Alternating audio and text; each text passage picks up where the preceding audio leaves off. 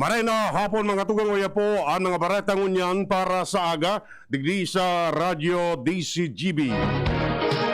Mga baretang maruluwa sa aga sa mga dyaryo nasyonal. Enot sa PBN DCGB sa mga baretang unyan para sa aga. Dapat mantenidong alerto ang publiko kontra sa COVID-19 apisar kan padagos na pagbaba kan kaso kini o pagluya kan ulakit lalo na sa Metro Manila. Inan pagarumdom ni Dr. Guido David kan Octa Research Group in kaso turusan ang paghihigpit o baba kan gobyerno ang alert level sa Oktubre. Sigun kay David, dapat mag-ingat manggiraray ang publiko lalo na sa pagluwas asin umiwas sa mga social gathering dalang may posibilidad pa manggiraray na maglangkaw ang kaso kung magpapabaya. Maski nasa 0.94 na sana ang reproduction rate, dapat na tandaan na dai pa nakaka-recover ang mga healthcare workers asin nasa critical level pa manggiraray ang hospitalization rate sa nasyon. Sinabi ni Trade Secretary Ramon Lopez na hahagado ninda nabukasan ang mga gyms sa lindong kan ipinapasunod na alert system. Siyang sinabi na sinda may proposal sa Interagency Task Force for the Management of Emerging Infectious Disease na tugutan na giraray na magbukas ang mga gym sa 10% sa ng kapasidad. Ini sa rason ang pag-ehersisyo na katabang tanga nga maglangkaw ang immunity nin sarong persona. Hahagadon maninda sa mga gym na magbugta kanin air purifiers. Miyaras tanto mantenidong problema ang pag-alangan kan kadaklan na magpabakuna kontra sa COVID-19 apisar kan pag-abot kan kadakol ng mga bakuna sa Pilipinas.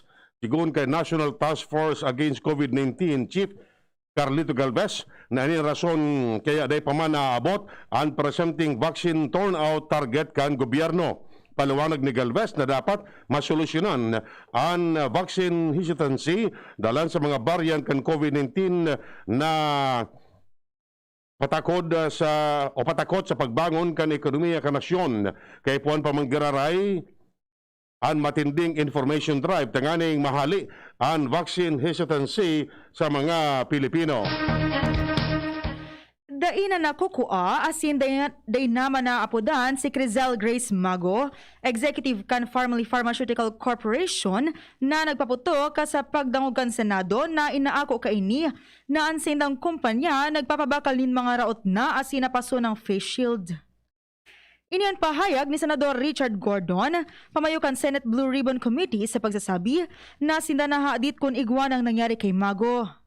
Enot kay ni nagtangro ang Senado na tatawanin danin proteksyon si Mago dahil ang tamagabat ang testimonya kay ni alagad ang simbag sana na kaipuhan niya ang panahon na para pag-isipan ang siring na tangro.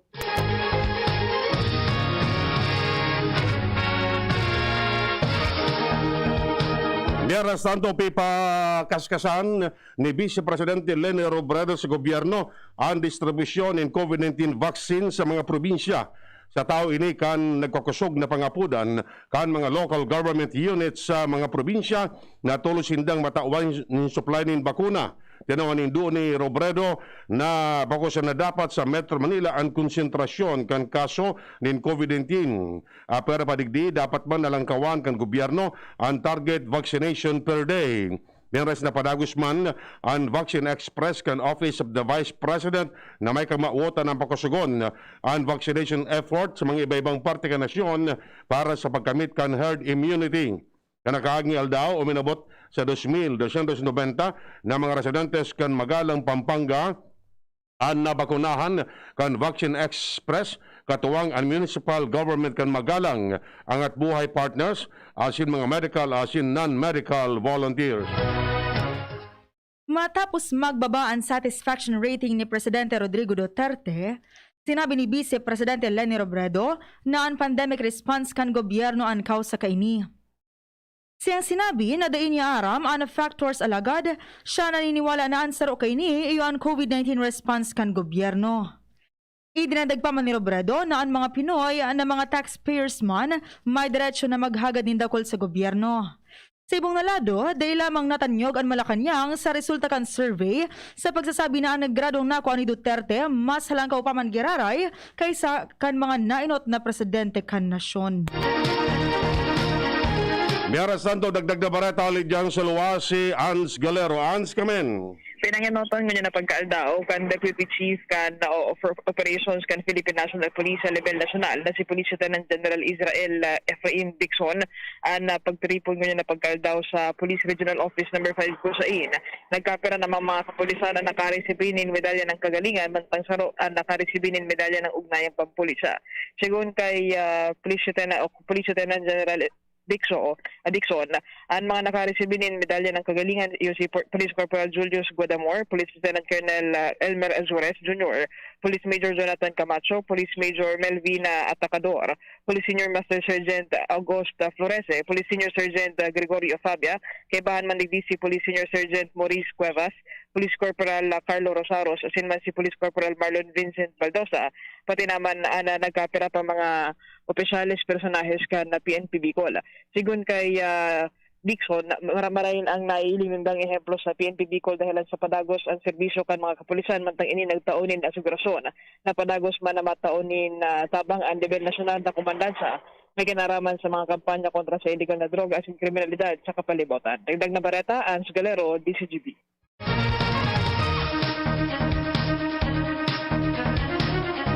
Ipinangapuda ni Presidential Advisor for Entrepreneurship Joey Concepcion sa Interagency Task Force ang pagripaso sa guidelines para sa mga fully vaccinated individual sa Rarumkan Alert Level System. Sigun kay Concepcion, bako man malinaw ang qualifying conditions sa mga bakunado para sa Alert Level 2 as in 3.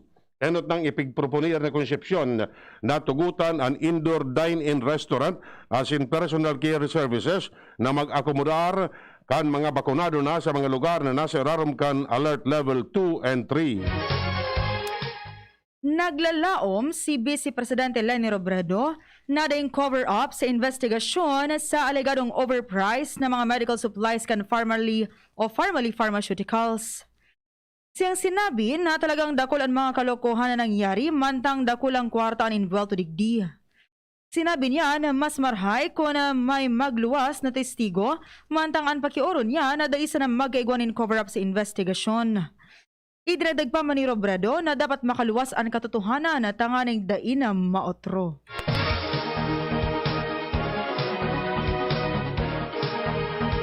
May aras na ito pagkukonsiderar kan New York State sa Amerika ang pagkua kan medical workers hali sa Pilipinas asin iba pang nasyon. Isa sa lida sa mga ini sa unvaccinated staff sa mga hospital asin nursing home na dai masunod sa requirement na dapat bakunado kontra sa COVID-19 ang gabos na health workers. Sigun kay Governor Cathy Hochul, kamawatan ka nasabing lakdang na maiwasan ang kakulangan ng mga staff sa mga hospital at iba pang healthcare facility sa bilog na New York State. Kibanan man sa plano ang pagpirma sa executive order kung kaipuan para magdeklarar ng state of emergency sa kamautan na mapaitaas ang workforce supply asin tugutan ng healthcare professional na lisensyado sa ibang state o nasyon, bagong graduate asin tugutan ang healthcare professional na lisensyado sa ibang state o nasyon, bagong graduate, retired asin dating healthcare professional na magtrabaho sa Nueva York. Plano man niya na mag-coordinar sa federal government as iba pang state leaders para maparekas ang visa processing kan mga medical professional hali sa Pilipinas as iba pang nasyon. Dagdag na bareta ulit dyan sa luwa si Luwans Barcena. Luwans, kamen. Nangapudan si Barangay Captain Esto Perez na Barangay Buyuan, Legazpi City na dapat nang idalion kung talaga nga lalaganin na railing an spillway sa boundary ka na Buyuan to Mataknag Road. Ini ani pinagunambitan ni Kapitan Perez sa DCGB News na sana mananggad bako na sa nanggapo ang pangharang digdi tanganin ng kung inkaso man mapasinalaan pagmamaneho ng bihikulo dahil talaga ni mahulog sa oro ampas sa salog ka na spillway. Sigun kay Perez mas magayon mananggad nga ang plano ka na lokal na gobyerno sa paagi kan sanggunampong lungsod may kinaaraman sa siring na bagay tanganin ng matauan ni na doon na ana pagkatao managad nin aksyon may kinaraman digdi. Alagad si Guntaya Perez, mas magayon ang magiging mangyari sa nasambitin ng lugar na isusustir niya sa Department of Public Works and Highways sa DPWH 2nd District Engineering Office o sa Sinda Patiripunon, may kinaraman sa pagdevelop na kung saan gibuho na sa nening tulay at hindi na pag-ibuho na spillway tangani ng masiguro ang kaligtasan kan mga nag-aaraki sa lugar iwara o igwama ning kalamidad. Mga dagdag na bareta, ako po si LBB. Nagumento ang presyo kanakaparang gugulayon sa merkado kaya ba na naligdi ang siling labuyo o sambalas 600 pesos ang kada kilo sa Metro Manila. Sigun sa mga tendero, kanakaaging simana nasa 230 sagod 300 pesos ang presyo kan siling labuyo. Pwede man magbakal nin tingi-tingi o minudo pero mapakol sa 5 pesos ang kada sarong pidaso kani. Para sa lada, posible man na mag-itaas ang presyo kaniba pang gugulayon sa saudan sa masunod na simana dalan sa efekto kanakaaging mga bagyo. Sa nagpapadagos na COVID-19 pandemic, padagos man ang pangapodan kan Philippine Red Cross sa mga gustong maging volunteer sa Inda. Iniyan pahayag ni Senador Richard Gordon, pamayaw kan PRC sa pagsasabi na ang mga volunteers yon sa Inda mga unsung heroes. Kasabay kay iniya, sinaluduhan man niya ang mga volunteers na daing sawa na suporta kan mga iniya sa pangangaipungon niya na panahon nin pandemya. Namatian sa Metro Manila ang magnitude 5.7 na linog sa Luok, Occidental Mindoro, Kasubagong alauna 12 nin aga. Sigun sa Feebox, namatian ang pagdadangog sa distansyang 20 kilometros norte asin 50 degrees sa eastern parte ka nasabing lugar. Merarom na 74 kilometros ang linog asin sa Tagaytay City, Amadeo asin Cavite. Intensity 4 sa Malolos City asin Obando, Bulacan, General Trias asin Tansa sa Cavite, San Juan City, Manila, Marikina, San Mateo, Rizal, Intensity 3 sa Pasig, Makati, Valenzuela asin Antipolo, para digdi nakamati man intensity an parte kan Palayan City, Nueva Ecija. Mantang nasusundan pa ng magnitude 4.5 na linog ang nasabing lugar na may raro man na 65 kilometros. Dalang digdi, nagpagaramdam ang Feebox na mantinidong naka-alerto sa posibleng mga aftershocks. Sinabi ni COMELEC spokesman James Jimenez na posibleng ipahayag ninda sa September 29 ang pagpapalawig nin pagpaparehistro kan mga botante sa Metro Manila. Siyang sinabi na magkakaigwa pa nin pagtiripunan COMELEC Management Committee para pag-oronan ang kahagadahan na palawigon pa o ana durasyon kan rehistrasyon kan mga botantes. Enot kay niya, sinabi kan COMELEC na ang voters registration sagkod na sana sa September 30 alagad may kahagadahan ang ibang senador na palawigon pa nin maski sa rupang bulan tanganing matawanin tsansa ang ibang residentes lalo na ngunyan na panahon nin pandemya. Pinahimutikan kan Presidential Security Group ang report na pagprotehir sa Chinese businessman asin dating Presidential Economic Advisor Michael Yang. Si Yang mantenidong nasa Dusit Hotel sa Davao City. Sinabi ni PSG Commander Colonel Randolph Kabangbang. Personal niyang bako midbid si Yang asin ang mga hero kini kaya daing personal o personalis kan PSG ang nagbabantay sa dating economic advisor. Magigurumduman na sa pagdungog ng Senado, sinabi ni Yang na daing siyang kinaraman o influensya sa pagtaon ng kontrata sa Farmally para sa COVID-19 pandemic supply araw kan face mask asin face shield. Sinabi ni dating Senador Antonio Trillanes na tatawan niya si Vice Presidente Leni Robredo nin sagod sa ultimong aldaw kan pagsumitir nin Certificate of Candidacy bago pa man gibuhon na final ang siyang presidential bid. Ini kasunod kan promesa ni Trillanes na siya mapaunod kung si Robredo magdesisyon na magkandidato para presidente sa 2022 elections. Siyang sinabi na kung si Robredo dai makadesisyon sa alas 12 nin ugto sa Oktubre 8, diretsyonan sa iyang planong magkandidato para presidente sa pagsasabi na dai sinda matugot na madaog ang tunay na oposisyon kung dai maglaban.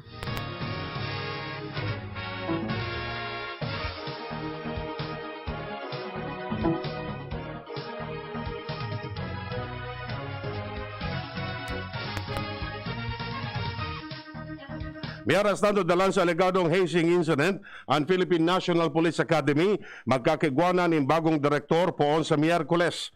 Sinabi ni PNP Chief General Guillermo Eliazar na si Police Major Alexander Sampaga iyon masalida kay Police Major General Roderick Armamento bilang PNPA Director. Sa iyong sinabi na aprobado na niya ang designasyon kay Sampaga bilang bagong PNPA Director poon sa Miyerkules. Idinugin pa man niya na kamautan kang PNPA na magkaigwanin mas maray na perspective kaya ba ang pagbabago sa liderato. Sinabi ni Eliazar na niman ang marahay na oportunidad na mabalasa ang mga opisyales kan pulisya.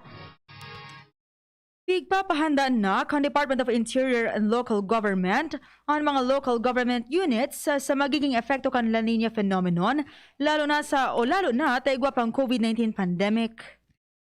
Ini kasunod ka naging pahayag kan pag-asa na nasa 70 hasta 80% ang posibilidad na mamatian ang epekto kan La Nina phenomenon sa ultimong kabtang kan 2021.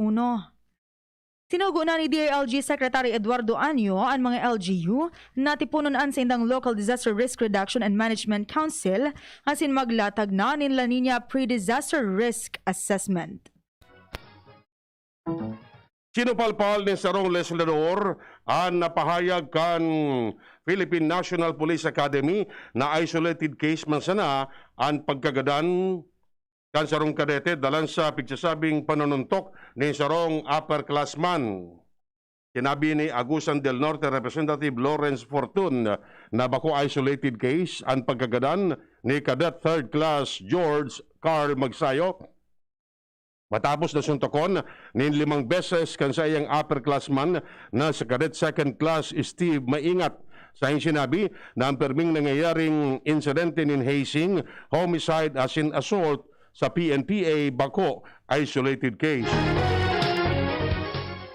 Inirekomendar kan Department of Labor and Employment ang full investigation as in tracking o pagsubaybay sa mga nagigibonin peke as in ipinapabakal na Certificate of Involuntary Separation sa pagklamar ng benepisyo sa Social Security System. Sinabi ni Labor Secretary Bebot Bello na ibubusol ninda ang investigasyon sa tabangkan regulatory agency matapos nindang madiskubre ang paglakop ng mga peking Certificate of Involuntary Separation gamit ang template form kan DOLE NCR as in DOLE NCR Regional Director Abogado Sara Buena Marisol sa paagi ng electronic signature kay niya kay ibang opisyales kan DOLE.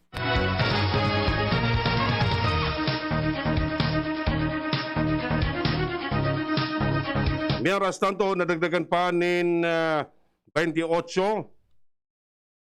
128 ang mga bagong kaso ng COVID-19 sa Philippine National Police. Dalang kani, uminabot na sa 39,399 ang total na bilang ng mga pulis na tinamaan ng COVID-19. Sa nasabing bilang, 36,999 ang narahay mantang nasa 2,224 naman ang nagpaparahay pa. Mantenido na sa 116 ang bilang kan mga pulis na nagadaan dalan sa COVID-19. Ang pinakauri iyon sarong 58 anyos na non-uniform personnel sa Region 8 na nagadaan dalan sa atake sa puso na pinalala pa kan COVID-19. Nagkapira pa mga baybayon na lugar sa nasyon ang deklarado kan Bureau of Fisheries and Aquatic Resources na malinig na sa toxic red tide. Kaiba sa mga coastal waters, iyon Milagros, Masbate, Caraga Bay sa Leyte, asina Morcia Lagos Bay sa Zamboanga del Norte. Sinabi ni BFAR Director Eduardo Gongona na day pang peligro ang pagkakananin shellfish na nakukuha sa nasabing mga kadagatan.